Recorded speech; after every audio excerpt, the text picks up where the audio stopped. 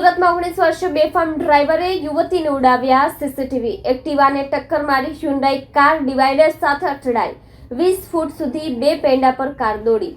સુરતના અલથાણ વિસ્તારમાં 19 વર્ષીય કાર ચાલકે બેફામ ડ્રાઇવિંગ કરી એક સિગ્નલ ઉપર એક્ટિવા પર સવાર યુવતીને અડફેટે લીધી હતી. જોકે આ અકસ્માતની ઘટનામાં યુવતીને ગંભીર ઇજાઓ થઈ ન હતી, પરંતુ યુવતીને અડફેટ લીધા બાદ કાર ડિવાઈડર સાથે અથડાઈ હતી અને ત્યારબાદ 20 ફૂટ સુધી બે પૈડા પર કાર દોડી હતી, જે સમગ્ર ઘટનાના સીસીટીવી ફૂટેજ પણ સામે આવ્યા છે.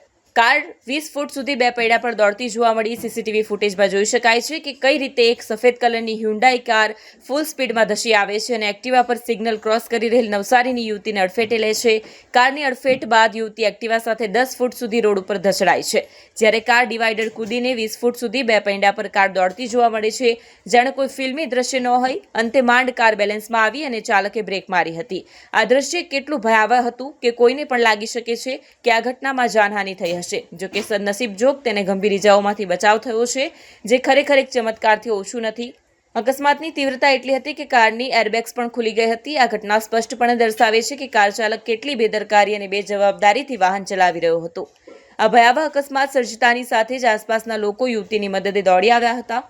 માનવતા દાખવીને તેઓએ તરત જ નજીકની દુકાનમાંથી ખુરશી લાવીને યુવતીને બેસાડી અને તાત્કાલિક હોસ્પિટલ પહોંચાડી હતી.